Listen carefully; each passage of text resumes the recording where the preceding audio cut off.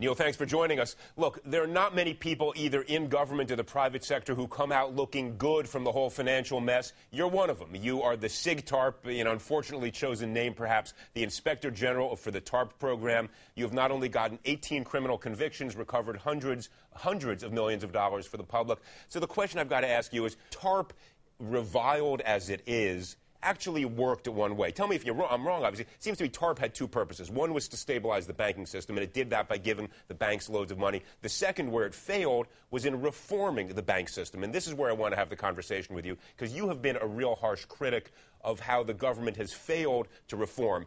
Let's take home mortgages, the HAMP program. Has that worked, and what should be done to change it? No, it hasn't worked. It's been a failure. And it's more than just a failure of failure to reform. It's a failure of one of the very specific goals of TARP. TARP wasn't just about saving the banks. A very specific legislative intent was to help Main Street, was to help preserve ownership. It was part of the legislative bargain. If you take the housing out, you don't get the necessary votes to pass TARP back in 2008. And that program has been a failure. When Treasury shoveled these hundreds of billions of dollars into the financial institutions, they weren't powerless. They had the power of contract. They had the power to compel these types of changes. But what did they do? They put no strings attached. Nothing about, one of the goals was to restore lending. No incentive, no requirement for lending. They have these banks that have this control over all these mortgages.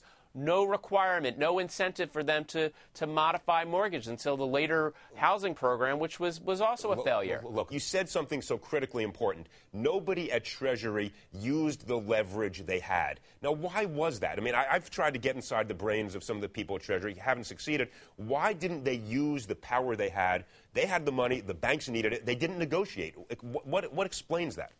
I think it's two things. First of all, it was fear. They were in a full state of panic. When I came on board in December of 2008 and I started making suggestions and recommendations and talking to them about it, they were paralyzed with fear about what was going on, and they were terrified that banks were not going to participate, that banks were going to walk away. There was this real fear of total collapse, and I think that led them not to realize the real strong leverage and negotiating position they've had. I think that's part of it. And second, I think it was a naive belief that banks were just going to magically do the right thing and fulfill Treasury's policy without these requirements. And looking back on it, it's somewhat laughable.